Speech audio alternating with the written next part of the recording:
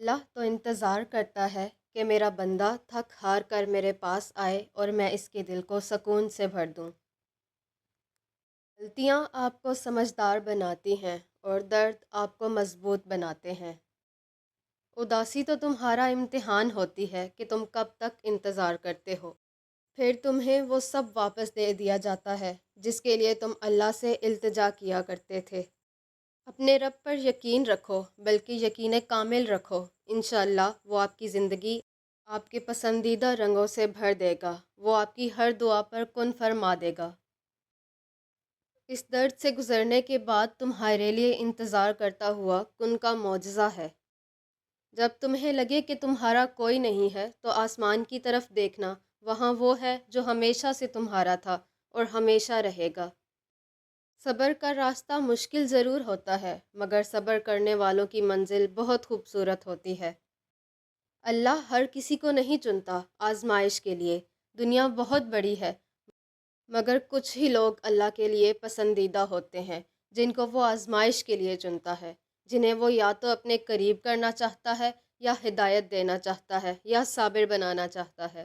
اس لیے اگر تم آزمائش کے لیے چن لیے گئے ہو تو شکر ادا کرو، کیونکہ جلد ہی تمہیں اس کا بہترین صلہ ملنے والا ہے۔ نماز میں دل لگانا سیکھو تاکہ اللہ بھی راضی ہو جائے اور دل کو بھی سکون ملے۔ سنو، صبر کرو، اللہ تمہارے دل کی سنتا ہے۔ تمہیں وہی عطا کیا جائے گا جس کے لیے تم رات دن دعائیں کرتے ہو، انشاءاللہ۔ تم دعا کرتے کرتے قبولیت کے کتنا قریب پہنچ چکے ہو یہ تم نہیں جانتے۔ اب اگر مایوس ہو کر بیٹھ جاؤ گے تو کیا فائدہ ہوگا اتنا دور آنے کا؟ سنو، اللہ سب بہتر کر دے گا، اللہ راستے بنا دے گا، اللہ تمہاری پریشانیاں ختم کر دے گا، اللہ تمہاری چاہت تمہیں عطا کر دے گا، اللہ تمہاری سب دعائیں قبول کر لے گا، اللہ سب کچھ ٹھیک کر دے گا۔ مایوس مت ہو، بس اللہ پر یقین رکھو۔ تم دعا مانگ کر بس صبر کرو، اللہ اجر میں دعا قبول کرے گا۔ وہ جانتا ہے کہ تمہاری دعاؤں میں کتنی چاہت ہے، یقین رکھو وہ تمہیں خوب خوش کرے گا۔ اگر درد رات بھر سونے نہیں دیتا تو جان لو کہ اللہ منتظر ہے تمہارا، ابھی بھی اس کو انتظار ہے تمہاری دعاؤں کا۔ مانگ لو، ابھی بھی کچھ نہیں بگڑا۔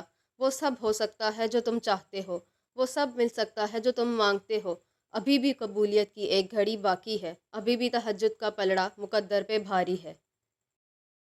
اگر اللہ کا فضل نہ ہوتا تو ہماری بعد مانگی ہوئی دعائیں ہی ہمیں ہلاک کر دیتی، کیونکہ ہم اکثر اپنے لیے نقصان دہ چیزوں کا سوال ہی کرتے ہیں۔ تہجد پڑھا کرو، کوئی ملے نہ ملے اللہ مل جاتا ہے، اور جب اللہ مل جاتا ہے تو سب مل جاتا ہے۔ اے اللہ، ہمیں اپنی نعمتوں کا شکر ادا کرنے والا بنا، ہمارے دلوں کو حسد، بغض اور نفرت سے پاک فرما، ہمارے دن خیر و برکت والے اور ہماری راتیں سکون والی بنا دے۔ آمین یا رب العالمین۔